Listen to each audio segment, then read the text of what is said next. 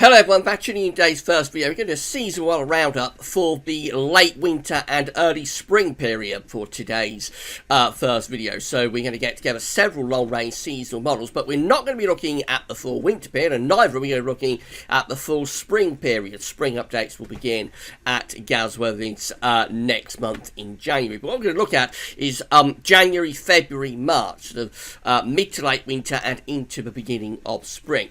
One thing that came out from the winter forecast and also from the final season model roundup that we did at the end of November was that the latter part of winter is expected to be a colder period compared to the early part of the winter. And I thought it'd be interesting to get together all the long-range models for this one-off update and just see what they're all showing for late winter. See if that idea of a colder late winter is still within the long-range seasonal model output. So we're going to get all of the long-range models together, and we're going to see what they're all showing for January, February and March for this first video. Coming up later on today, we're going to have a week to 10-day video update, so that'll be with you early this afternoon. And I'll have all of the latest on what's happening in the stratosphere over North Pole and everything else. Right, so let's get on with the season 1 roundup for January, February, March 2019. We're going to begin with the JMA. Now, normally I wouldn't show you all of the information that you can get from the JMA because I would have done an update about it on its own. However, I haven't had time to do that this month, so I thought I'd just very quickly rattle through these charts. These are the 500 millibar heights from the JMA seasonal model from the North Pole view down. So that's the North Pole of the Northern Hemisphere just here. Blue is extrapolating to low pressure, and yellow, orange and red to high pressure. So this is how January is set up in terms of the Northern Hemisphere 500 millibar height anomaly. You look below average heights, low pressure in the Atlantic, but also above average heights down around the Azores. So a westerly flow coming across the Atlantic in January into the UK. It does have quite a strong blocking signal though, has above average heights up to our northeast, and so this could well be a little bit of a battleground month going on here. Maybe even a bit of a transitional month, maybe starting off westerly in the early part of the month and then going to something colder and more blocked in the second half of the month. That's how February looks. So by this point we have quite a strong blocking signal around Greenland, above average heights up there, below average heights in the middle of the Atlantic. So this looks like it's pulling down cold air, or pulling in cold air from a northeasterly direction, and the jet stream looks like it's on a more southerly track as well. February hinted at to be cold, I think, there from the JMA. And then we go through to March. March looking like this. Again, quite a strong blocking signal is centred around Greenland. That ridge does extend down into the UK and to some degree into western parts of Europe as well. We've got low pressure out here in the middle of the Atlantic. That's trying to bring in a westerly flow, but I think this could still be quite cold, really, quite cold and blocked. We could be bringing in winds from an east or northeasterly direction. This is how the tropical and mid-latitude view looks. This is for January. Reminder of a 500 millibar height anomaly for January. Below average heights in the Atlantic and above average heights in the Atlantic too. Bring those westerlies in. There is a blocking signal up here. You can't see the northern latitude, but there is a blocking signal around there. Temperature anomalies for January 2019 from the JMA are being forecast to be slightly milder than average. Precipitation anomalies are forecast to be above average from the JMA.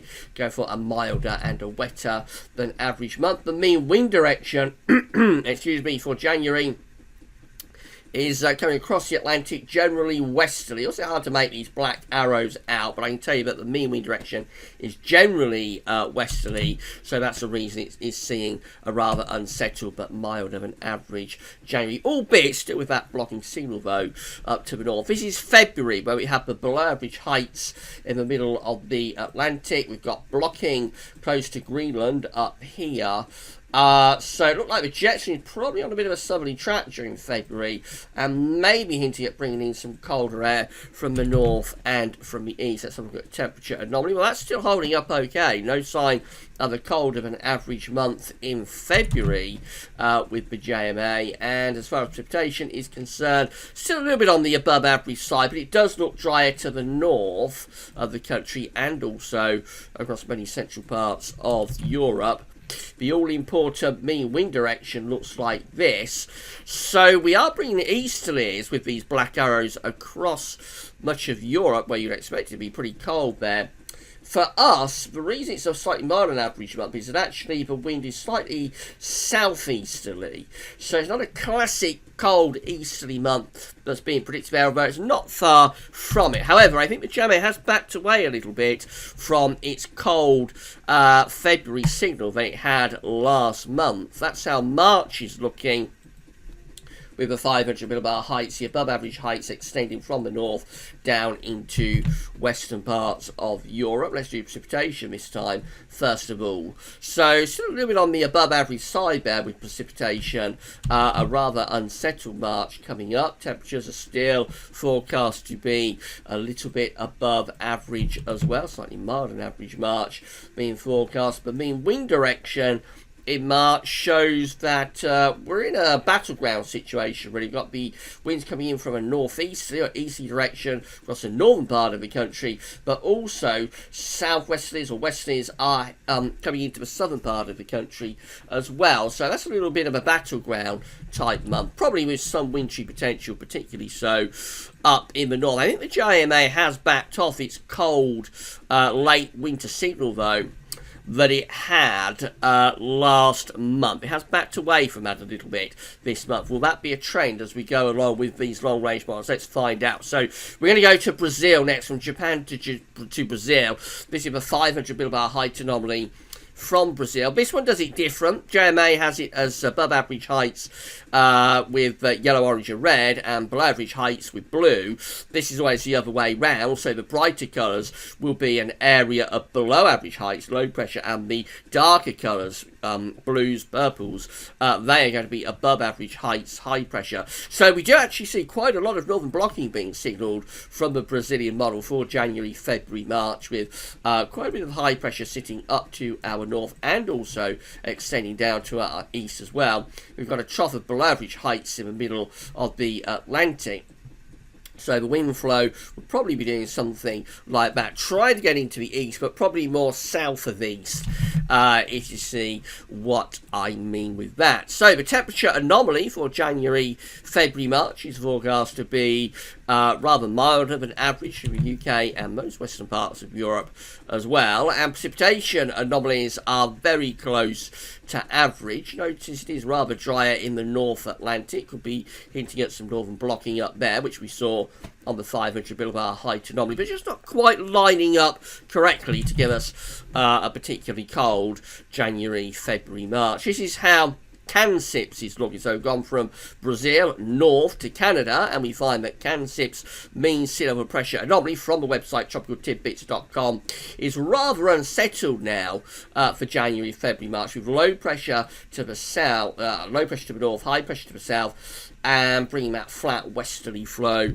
across the Atlantic into the UK. Temperature anomalies are forecast to be milder than average, not just the UK, but for much of Europe as well, during January, February and March. And precipitation anomalies are looking rather above average, I have to say, rather unsettled but mild, with westerly winds through the first quarter, Q1 of 2019.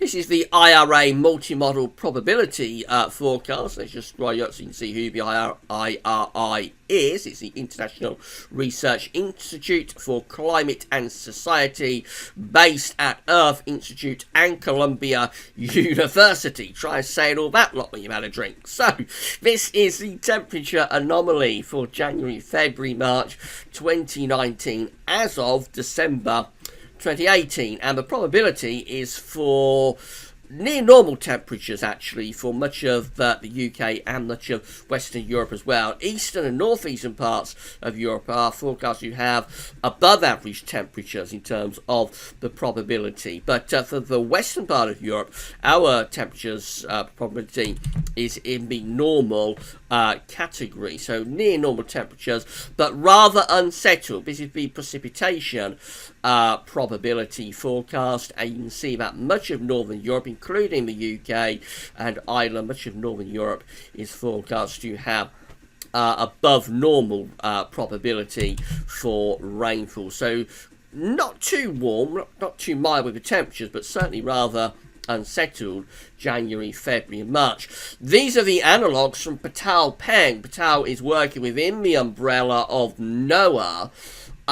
So this is the 200 millibar height anomaly from Pattaya based on Pattaya's analogues. And what Pattaya has done is looked at sea surface temperature anomalies, in this case in November, and then from those sea surface temperature anomalies looked at past years that had similar sea surface temperature anomalies and created an analogue space forecast going forward. So the 200 millibar height anomaly shows a big area of above average heights, quite a lot of blocking sitting up to the north. That's real northern blocking across the northern latitudes. It does extend down in towards northern parts of Europe as well. Presumably there's some sort of trough of low pressure there, and probably a trough of low pressure just there also. But a very strong northern blocking signal for January, February, March. Temperature anomalies are forecast to be a little bit milder than average though. So despite that very extensive northern blocking, you see it for Canada and North America as well, but very mild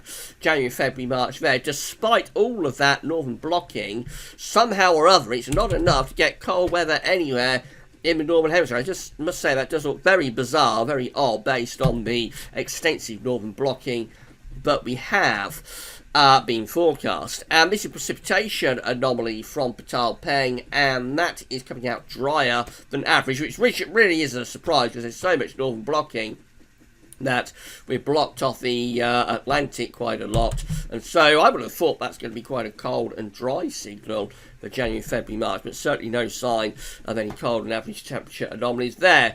This is the 700 millibar height anomaly from the CFS V2, and it's showing below average heights up to the north through January, February, March, with above average heights down to the southwest, so it's still going for its westerly signal as we go into the latter part of the winter. Temperature anomalies are forecast to be milder than average for the UK and for most of Europe as well, with those westerlies moving in, and the precipitation anomaly hints at being a little bit on the unsettled side. Not desperately wet, but certainly these northwestern parts of Europe do look a little bit wetter than average for January, February, March. This is the ECMWF, mean sea level pressure anomaly, and this one looks better if you want a colder late winter and early spring, because it shows high pressure sitting to the north, high pressure around Scandinavia, high pressure around Greenland, with low pressure through the middle of the Atlantic and running into Europe. The jet stream would be down here,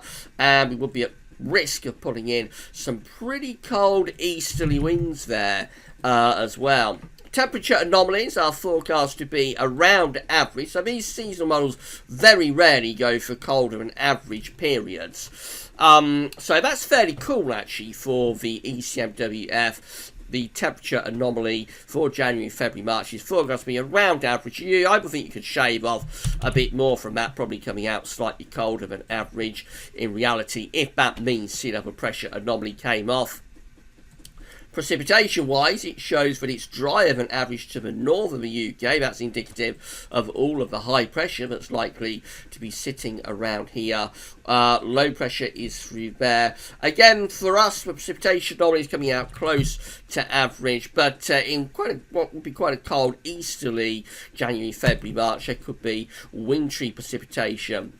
That's how Meteo France looks. This is at Copernicus now. So again, we see quite a blocking signal with Meteo France around Greenland and Iceland, and then we have the trough of low pressure across the west of Europe. You would expect that to be pulling in pretty cold north to northeasterly winds in January, February, March. Temperature anomalies similar to the ECMWF, forecast to be very close to average, which again, for a climate model, a seasonal model, is probably quite cool, really. And I would expect you would come away in reality with a rather colder than average late winter period. Precipitation anomalies look like that. Again, they hint at being drier than average to the northwest of the country.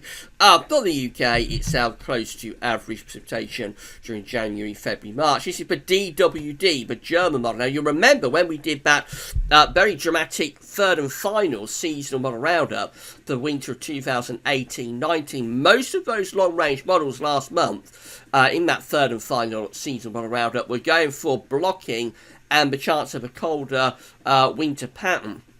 The one model that was deviating from that big time was the DWD from Germany. But look what it's going for now for January, February, March. It's flipped and it's going for very, very extensive northern blocking indeed. A strong high pressure signal around Greenland with all of this low pressure running underneath it along, probably with a southerly tracking jet stream going through there as well. So you'd expect that to be pretty cold and wintry for the late winter period. Temperature anomalies, again, they're forecast to be close to average for the UK and for Ireland. Looks milder than average across many central and southern parts of Europe. Precipitation anomalies, you can see where the blocking is quite clearly. Drier than average close to Scandinavia, drier than average close to Greenland, Iceland.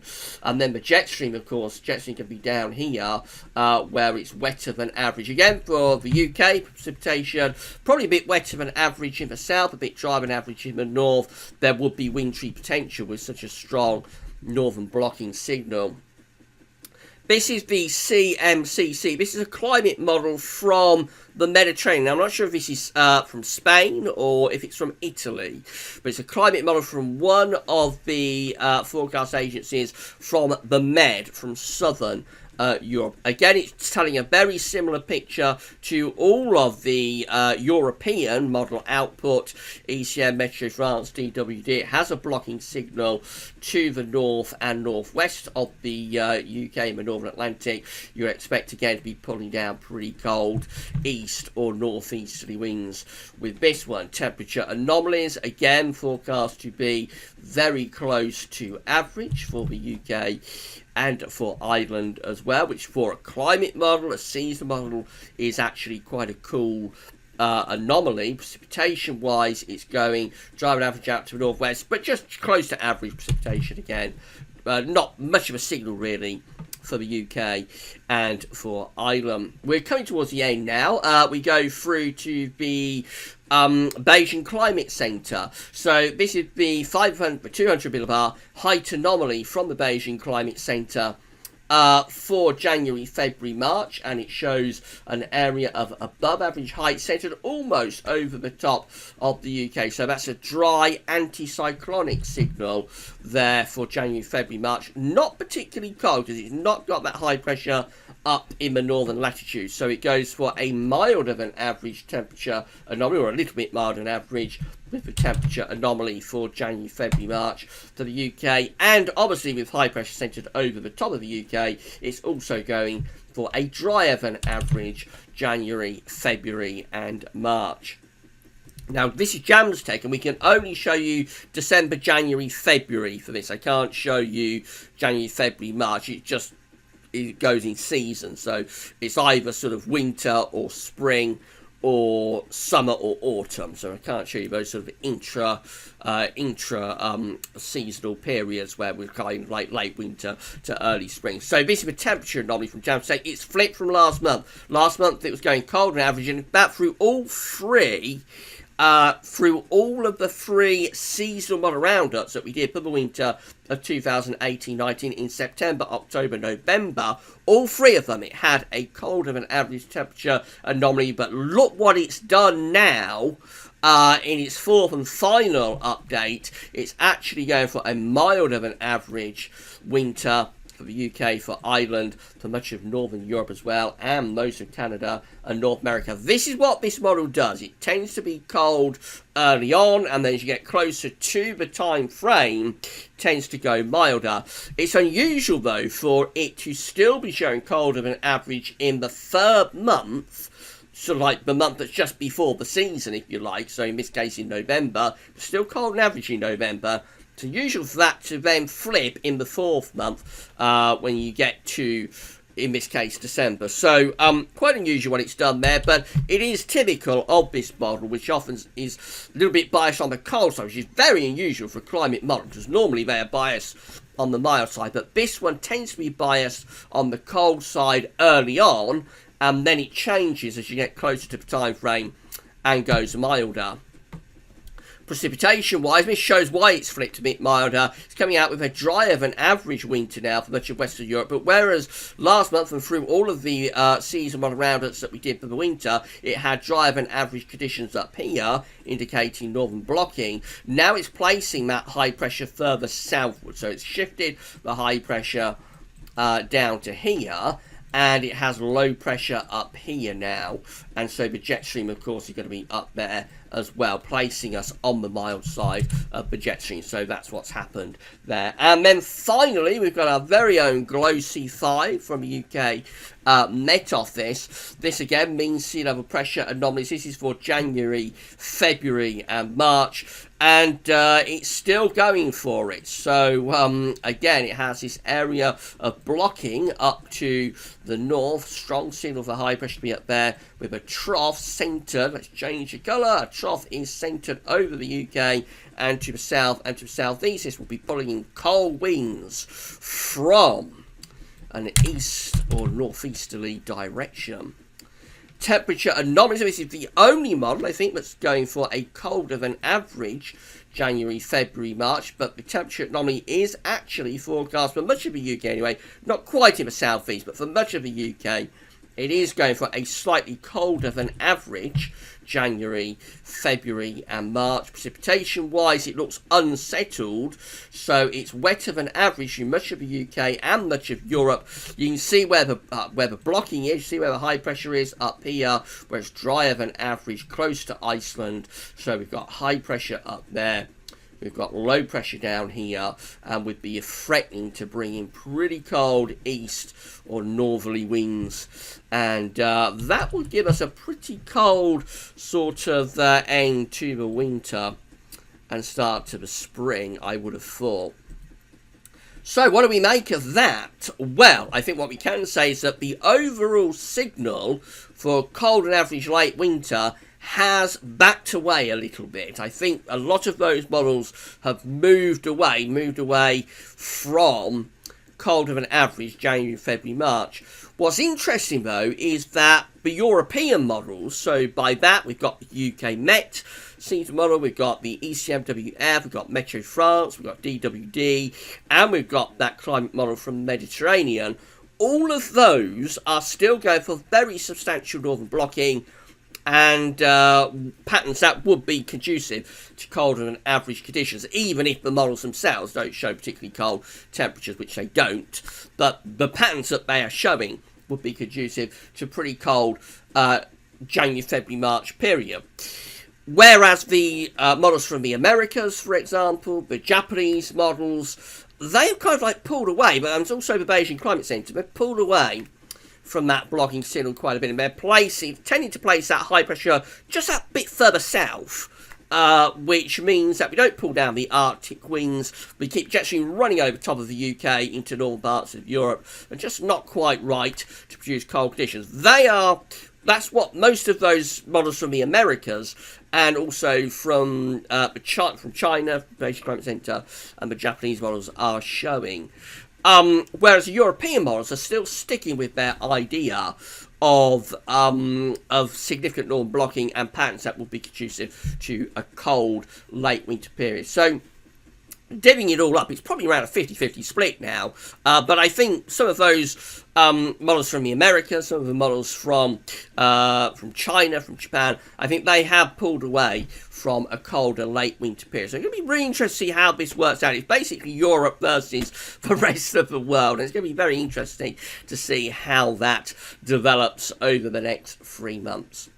Hope you found the video interesting and informative. I thought it'd be a fun way to start off this Sunday morning. We don't normally look at seasonal models outside of the traditional season, so I thought that'd be quite an interesting way to start things off today.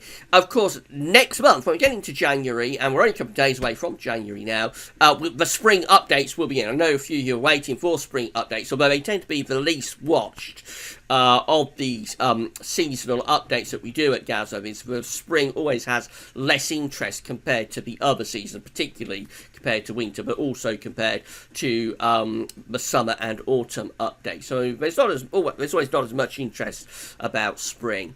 But anyway, we do have to do spring updates. We will be doing spring updates, so they're going to begin in January. And a week today, actually, we probably will get the first spring update up if we can for you. We'll have a look at some analogues. And also a week today, the study roundup will return as well. So I know a few of you are waiting for the Gazovis study roundup. That will be coming back for another season when we get through to next Sunday, the first Sunday of January. Right, so that's it for the first video for today, looking at January, February, March with these long-range seasonal models. It's a bit of a mixed bag, but still the signals there, particularly from the European models, for quite a cold end to winter and start to spring. So coming up later on today, we'll have your week to 10-day video update. Come back for that this afternoon. But that's all for now, and thanks for watching.